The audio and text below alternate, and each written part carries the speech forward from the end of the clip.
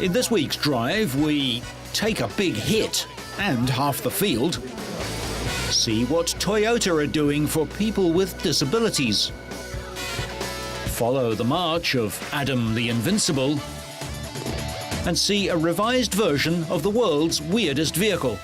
All this and more in this week's Drive.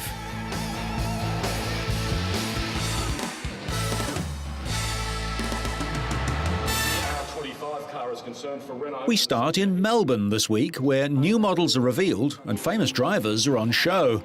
A world-first premiere for BMW's new 3 Series, as shown on Drive a few weeks ago. Melbourne opens on the same day as the Geneva show, except that being in Australia, Melbourne actually opens a full day ahead of the European extravaganza. Mazda took the covers off the 3rd generation of the MX-5, and we'll have a closer look at that later on. Don't mistake this. A red carpet and comedians for the new Mercedes CLS 500, a 4-door coupe.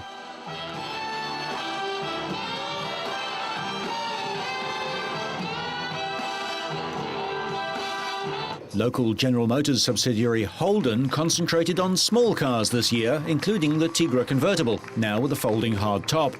Wheldon builds a unique Australian model, the Commodore, exported to many countries as Pontiacs and Chevrolets. Arch-rival Ford offered variations on the locally designed Falcon, unveiled by supercar champion Marcus Ambrose. Ford hopes the new Focus range will bring them small car success in a domestic market with almost 1 million cars a year. Another Australian model is the TS01, a sporting Camry-based concept. Trapped inside were Formula One drivers Ralf Schumacher and Jarno Trulli. Thank you, Dave. Of course, we've got Jarno and Ralph. Embattled Mitsubishi showed the chunky CZ3 Tarmac Spider concept car. From Subaru comes the B9, their biggest car, now with a very distinctive and controversial grille.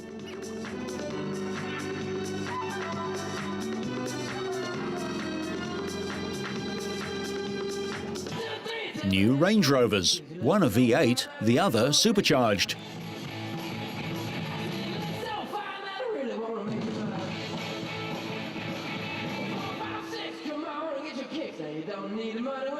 The bold styling of the Renault Scenic MPV didn't slow down Renault racers Giancarlo Fisichella and Fernando Alonso, 1st and 3rd in the Australian Grand Prix. Fresh off the plane and on its way to an eager owner, the 300 km/h Gentleman's Express, the Bentley Flying Spur. It packs a compact 6-litre twin-turbo V12 in the engine room, but the lounge behind it is still sumptuously elegant.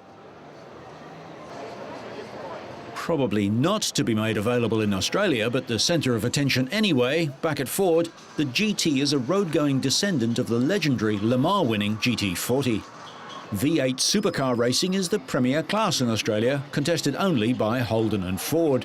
The Tirana concept recalls a hero car, a locally developed V8 based on the Vauxhall Viva. Outside, British precision and stunt driver, the appropriately named Russ Swift, did his stuff, complete with 3 wide-eyed passengers plucked from an appreciative audience. The motor show also hosts a collector's auction of cars, bikes and automotive art, with lots on display until the sale on the very last day of the show.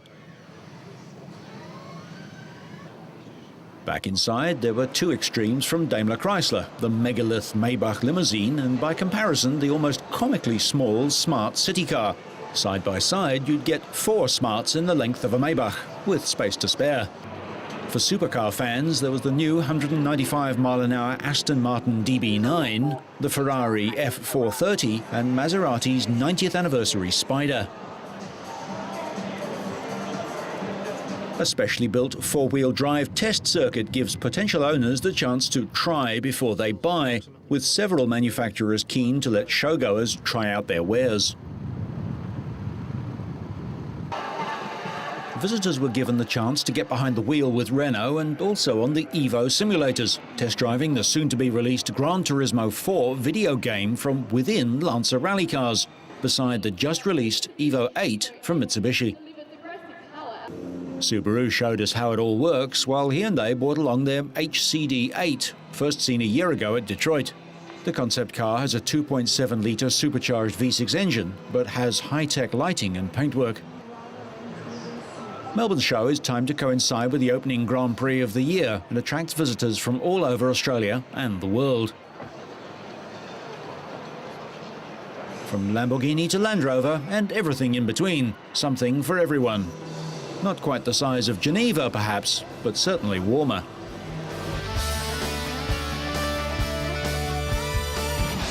The Miami Speedway hosted the first race of the 17-event 2005 Indy Racing League season.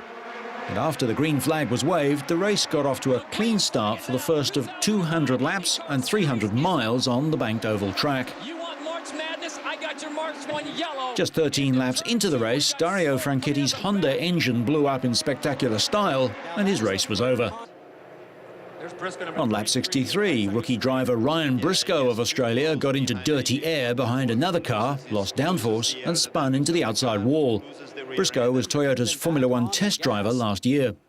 A crash on lap 159 involved 8 cars, triggered when Kosuke Matsuura, trying to pass pole starter Thomas Scheckter on the outside, slid sideways into him. The incident also took out Scott Sharp, Brian Herter, Ed Carpenter and 22-year-old rookie Danica Patrick, making her maiden IRL start. Attempting to pass Ed Carpenter low on the track, she was unlucky to touch him. Danica sustained a concussion in the crash but went home after a checkup. The crash also took out former series champion Scott Dixon of New Zealand. Dixon couldn't avoid Brian Herter, first ploughing into him and then the wall. Dixon won this race in 2003. Yellow flags for 17 laps as the track was cleaned up before a restart with 24 laps left, and Britain's Dan Wheldon pulled clear. He won by 3.7 seconds, virtually the entire straight, ahead of a three-way battle for second. After the Englishman took the checkered flag, Sam Hornish, the winner here last year, beat Tony Kanaan in a photo finish for second place. Last season, Kanaan completed every lap of every race and finished out of the top 5 only once, edging teammate Wheldon to the title. It was Wheldon's 4th IRL victory, and he led for 158 of the 200 laps. Thanks in part to the multi-car crash, only 10 of the 22 starters were running at the end.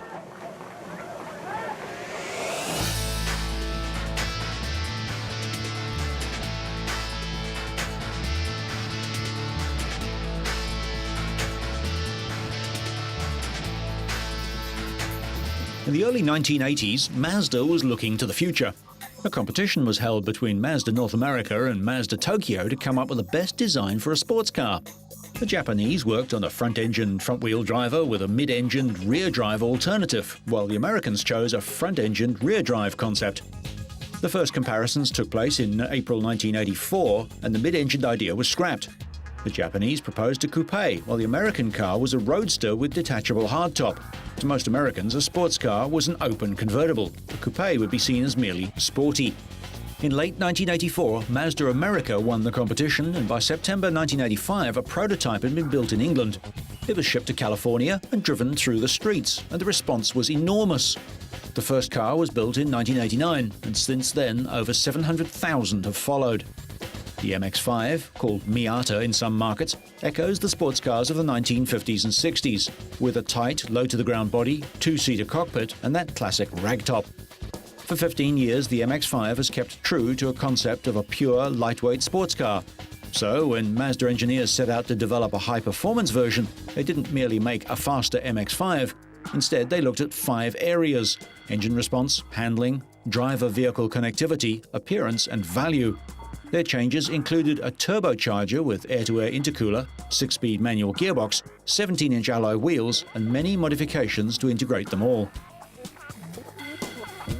Inside, there's a choice of black cloth seats or black leather seats with red or silver stitching. A similar leather treatment wraps the steering wheel, gear shift knob, and parking brake lever on all models. There's also a standard 225-watt 6-speaker audio system with an in-dash 6 CD changer and several other interior upgrades. The factory-fitted turbocharger was Mazda's answer to enthusiasts slotting in everything from Mazda's own rotary engine to various V8s.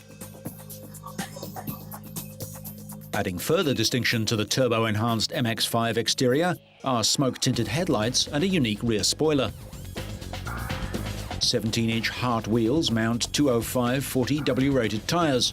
For the first model, red dominated with white the next most popular colour. Today, Grace Green, similar to British Racing Green, delivers a quarter of sales. The final result is a striking vehicle that is much improved in all the areas where the MX-5 already excelled. But time marches on, and the third generation MX-5 was revealed at the Melbourne show, although the designers understood the rule, if it ain't broke, don't fix it, because the new car looks very similar to the model it replaces. Officially revealed a day later in Geneva, the Australians got a sneak preview because a hand-built prototype was in Australia for 3 weeks, shooting global advertising and marketing footage and stills. Mazda wanted this car to be virtually indistinguishable from its predecessors at a distance, and they've succeeded. The change is only becoming apparent as you get closer. Then, the aggressive shark's nose with honeycomb air intake, bigger guards, the high-tech headlights and the new, straighter, more modern lines are apparent. The new car will be powered by a beefed-up version of the familiar aluminium alloy 2-litre 4-cylinder engine, mated to either a short-throw 6-speed manual or automatic gearbox with steering wheel change paddles. The current car's iron block 1.8 produces less power and offers a 6-speed manual or 4-speed automatic transmission. There will also be a 1.8 version of the new car with a 5-speed manual box. However, the current turbo version will be discontinued, and there's no sign of a replacement turbo or the speculated rotary-powered version, although much of the MX-5 is common to the RX-8.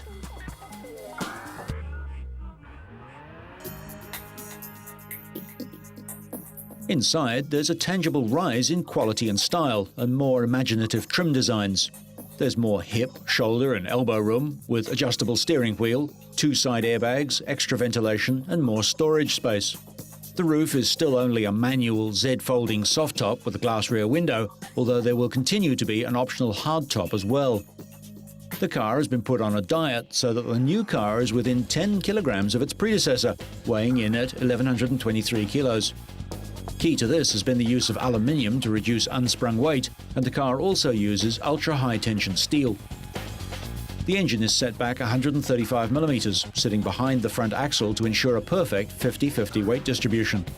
And to show how little the MX-5 has grown, the length and height increase by 20mm and the width by 40mm. However, the wheelbase grows 65, the front track by 75 and the rear track by 55, moving the wheels closer to the corners. 17-inch alloy wheels are also part of the package. Mazda has benchmarked the MX-5 against upmarket opposition like the Porsche Boxster, Audi TT and Honda S2000 around the world. But this doesn't mean that Mazda plans to move the MX-5 into this more expensive market.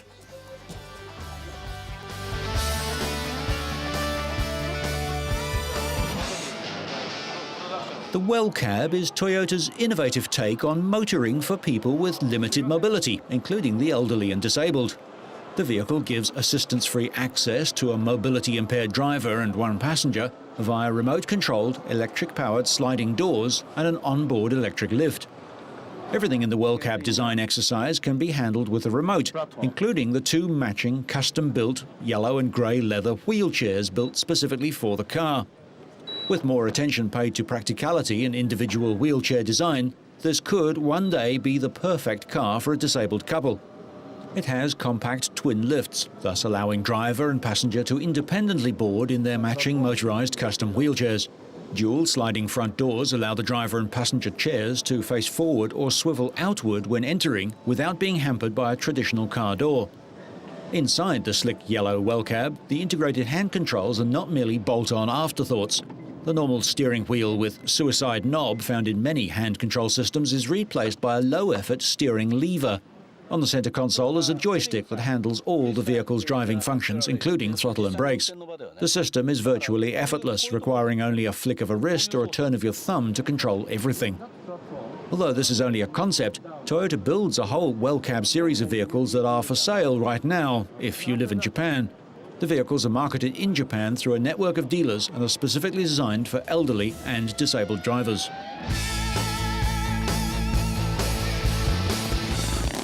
For the first time, Livorno hosted the 9th round of the Indoor World Trials Championship, with riders' skills tested over 7 sections and 1 double-lane race. Japan's Takahisa Fujinami impressed in most of the specialised sections, negotiating the various obstacle courses with skill. However, he picked up a maximum 5 penalties for this unceremonious fall. Despite it, the Montesa rider came third overall, his first podium finish since round 4 of the championship.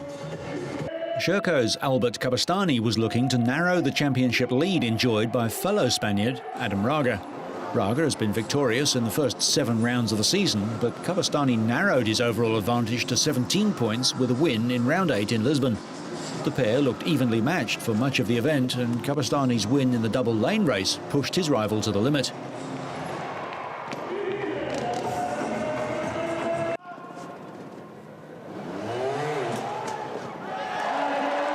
But Kabastani couldn't match Raga's consistency over the 7 specialised sections.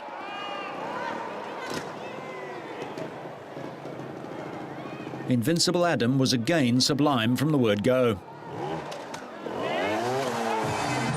In the qualifying heat, he collected just 6 points and tackled the final, competing against Albert Kabastani and Takahisa Fujinami. The thrills of the previous 2 rounds vanished, and Adam was so much in control that he reached the closing section with the 8th win of the season already clinched after a great final lap. Another win for the Gas rider took him to 88 championship points, 19 ahead of Kabastani in the overall standings.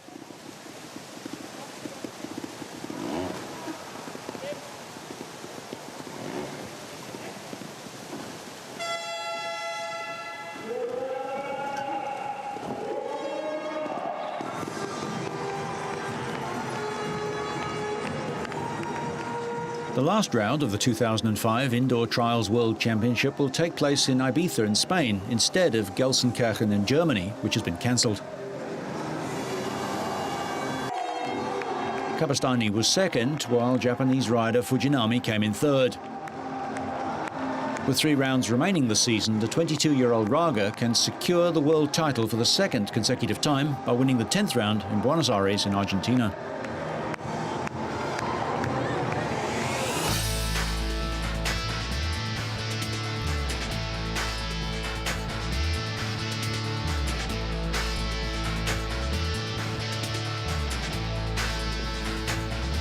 There's a new age kind of vehicle out there. It combines the frugality of a motorcycle with the weather protection of a car.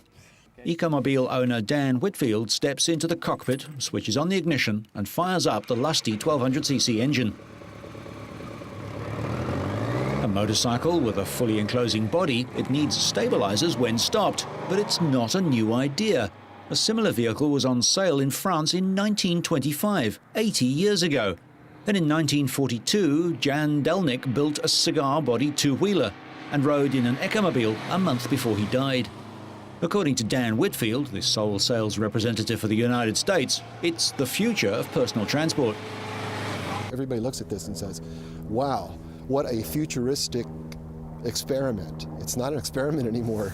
If you've got a couple million miles under your belt, it's not an experiment anymore. It's real.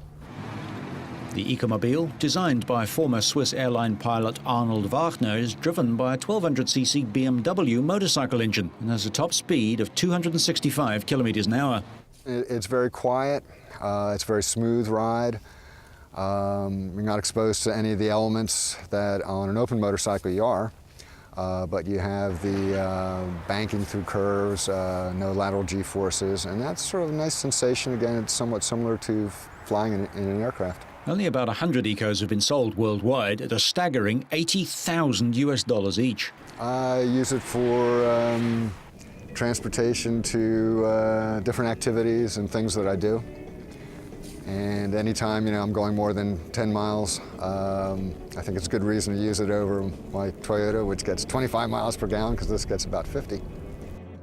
The Eco is just one of many recent developments for the environmentally friendly motorist. It follows the release of hybrid vehicles like the Honda Insight and the new Accord, which halves consumption, offers seating for 5 people, and top-of-the-line safety features. A better environment was also Volvo's intention with the V70, which comes complete with a smog-eating radiator. It's coated with a substance that purifies ground-level ozone, the main element of smog. As the vehicle travels, the radiator converts 75% of the ozone flowing through it into oxygen.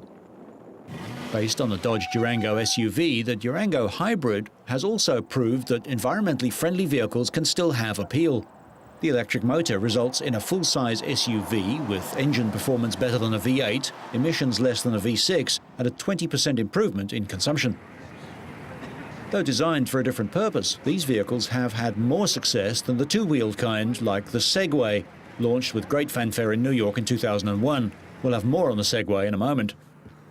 Motor industry analyst Warren Brown believes the Eco may battle to be seen as more than a quirky motorcycle in a market that's becoming increasingly competitive. In order to get the mass market, you're going to have sex appeal. It have to be packaged properly. It's going to have to service people's basic needs. Does it seat 5 comfortably? Can it carry your luggage? Can you put an MP3 player in there? Do you have a good sound system? Those things, a lot of environmentalists strike as being silly, but that's because they don't sell anything except ideas. If you want to sell a product, then you have to put all of those things in because that's what the market is demanding. The Ecomobile is not just a lifestyle, but a lifetime purchase. The body's made of Kevlar, the material used to make bulletproof vests. One reason it comes with a 25-year guarantee.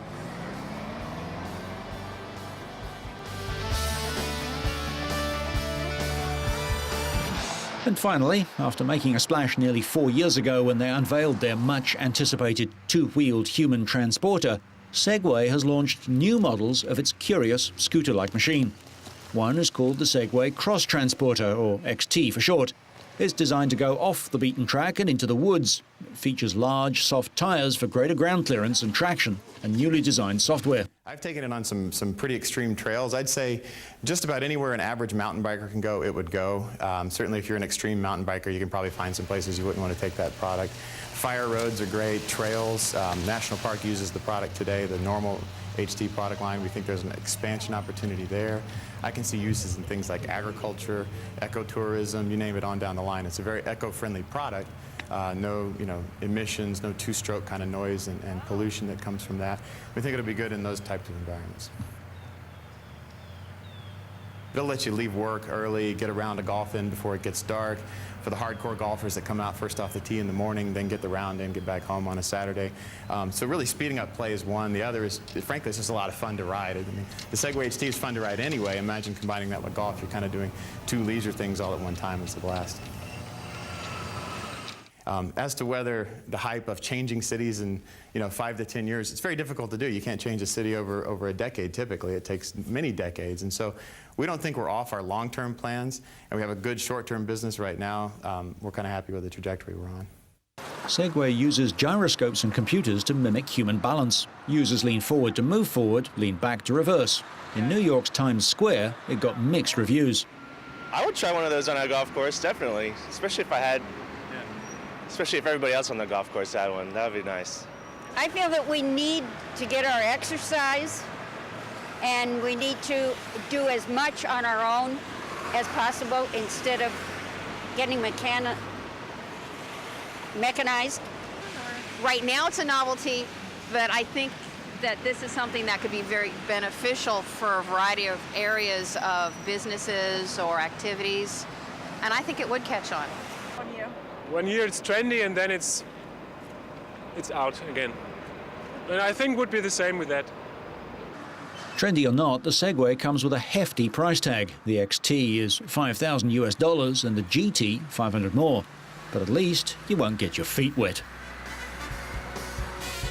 So whether you're out in a one-of-a-kind prototype, throwing away a few million in crash damage, or just desperate for that final parking space, so you stay on track and up to speed, make sure you catch next week's Drive.